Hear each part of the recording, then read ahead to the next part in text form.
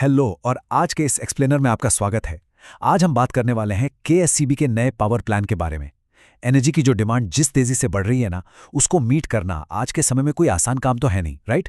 तो आज हम डायरेक्टली उन नई और एक्साइटिंग शुरुआती तैयारियों पर डाइव इन करेंगे जो स्टेट की पावर कैपेसिटी को ड्रास्टिकली बढ़ाने के लिए शुरू की गई हैं। देखिए, ये सिर्फ कुछ नए डैम्स या बिल्डिंग्स बनाने की बात नहीं है। ये एनर्जी सेक्टर में एक मैसिव स्ट्रेटेजिक लीप है। तो चलिए देखते हैं कि आखिर पर्दे के पीछे चल क्या रहा है और कैसे ये नए हाइड्रो प्रोजेक्ट्स हमारे फ्यूचर की एनर्जी नीड्स को शेप करने वाले हैं। शुरुआत करते हैं एक बहुत ही मैसिव नंबर से, 225। अब ये कोई आम नंबर नहीं है। ये असल में वो टोटल मेगावाट कैपेसिटी है जो 4 नए प्रपोज्ड हाइड्रो इलेक्ट्रिक प्रोजेक्ट से आने वाली है। जब हम एनर्जी इंफ्रास्ट्रक्चर की बात करते हैं ना, तो 225 मेगावाट का एडिशन सच में एक गेम चेंजर साबित हो सकता है।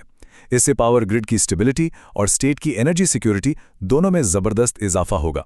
इस फिगर से ही समझ आ जाता है कि इनका विजन कितना बड़ा है। लेकिन अब बड़ा सवाल यह है कि आखिर ये 225 मेगावाट्स आएगा कहां से? ये 225 मेगावाट की टोटल कैपेसिटी 4 अलग अलग प्रपोज साइट्स में डिवाइड की गई है। जो सबसे बड़ा चंक है ना, यानी 100 मेगावाट, वो आएगा मुथीरपुजा प्रोजेक्ट से। उसके बाद है इडमलयार एक्सपेंशन प्रोजेक्ट, जिसका कंट्रीब्यूशन 80 मेगावाट होगा। फिर आता है मानकुलम प्रोजेक्ट 40 मेगावाट के साथ, और आखिर में एक छोटा लेकिन बहुत ही क्रूशियल प्रोजेक्ट है 5 मेगावाट का ग्राहम्स लैंड। इन 4 अलग अलग लोकेशंस को चूज करने का एक बड़ा फायदा यह है कि रिसोर्सेज डिसेंट्रलाइज हो रहे हैं। इसका सीधा सा मतलब है कि हमारा फ्यूचर पावर ग्रिड और भी ज्यादा फ्लेक्सिबल और स्ट्रांग होने वाला है।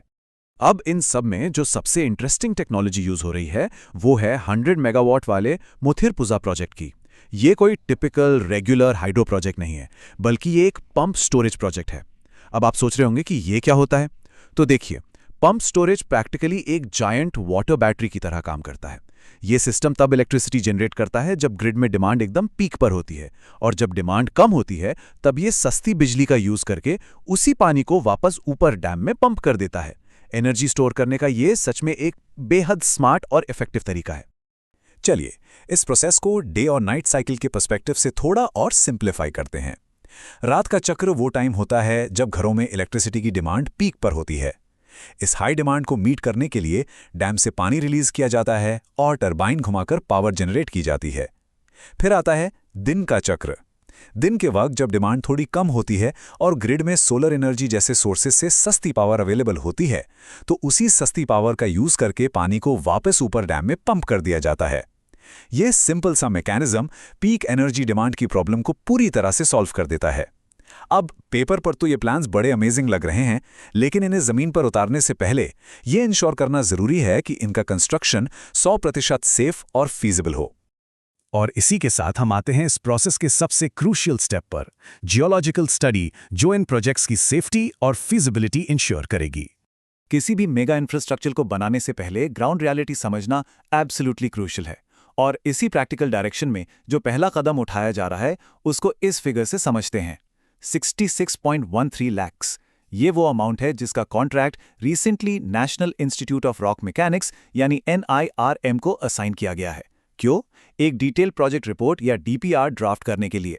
देखिए, DPR सिर्फ कोई फॉर्मल डॉक्यूमेंट नहीं होता। ये किसी भी मेगा प्रोजेक्ट का कोर फाउंडेशन और ब्लूप्रिंट होता है, जो प्रैक्टिकली डिक्टेट करेगा कि इन प्लान्स को रियलिटी में कैसे कन्वर्ट करना है। अब आपके दिमाग में शायद ये सवाल आए कि इतने इंटेंस और महंगे स्टडी की क्या जरूरत है।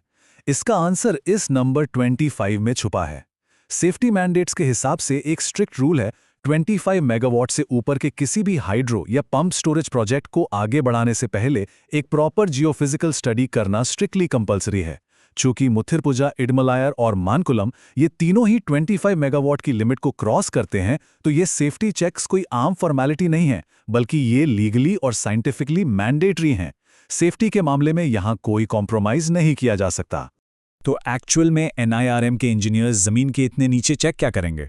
सबसे पहले तो वे अंडरग्राउंड चट्टानों की स्ट्रेंथ टेस्ट करेंगे, ये इंश्योर करने के लिए कि वे इतने मैसिव डैम का भारी वजन सह भी सकती हैं या नहीं।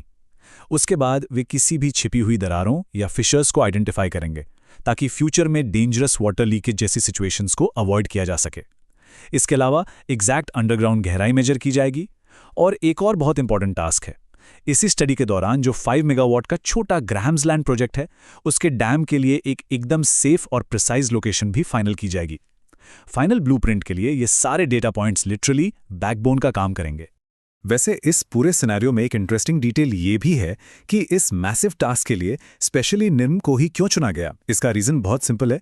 निरम का केएसईबी के साथ एक proven highly successful track record. उन्होंने पहले ही चेंगुलम, पल्लीवासल, पजस्सी सागर और अन्नाकयम जैसे कॉम्प्लेक्स प्रोजेक्ट्स पर केएसईबी के साथ सक्सेसफुली काम किया है। इसी ट्रस्ट फैक्टर की वजह से और उनके गवर्नमेंट स्टेटस के चलते इस नई डील में कुछ स्पेशल टर्म्स शामिल किए गए हैं, जैसे कि बिना किसी पेनल्टी क्लॉज के अपफ्रंट पेमेंट्स करना। ये प्योरली पास्ट परफॉर्मेंस और स्ट्रॉन्ग म्यूचुअल ट्रस्ट का ही नतीजा है। तो फाइनली हमने ये सारी चीज़ें देखी, चाहे वो पम्प स्टोरेज का इनोवेटिव कॉन्सेप्ट हो, रिसोर्सेज का डिसेंट्रलाइजेशन हो या डीप अंडरग्राउंड चट्टानों की टेस्टिंग हो। ये सभी स्टेप्स एक बहुत ही क्लियर और बड़े गोल की तरफ पॉइंट करते हैं। तो यहाँ एक बड़ा सवाल ये बनता है, क्या ये मेटिक्यूलसली प्लान्ड इंफ्रास्ट्रक्चर और जियोलॉजिकल स्टेप्स सच में स्टेट के लिए एक सेल्फ रिलायंट और इंडिपेंडेंट एनर्जी फ्यूचर सिक्योर कर पाएंगे? जिस साइंटिफिक और सेफ अप्रोच के साथ इन 225 मेगावाट प्रोजेक्ट्स की शुरुआत की जा रही है, वो डेफिनेटली उस एनर्जी इंडिपेंडेंस की दिशा में एक बहुत ही स्ट्रॉन्ग और प्रॉमिसिंग स्टेप लग रहा है। और इसी थॉट प्रोवोकिंग सवाल के साथ हम आज का ये एक्सप्लेनर यहीं रैप अप करते हैं। इस डीप डाइव में हमारे साथ जुड़ने के लिए बहुत बहुत धन्यवाद।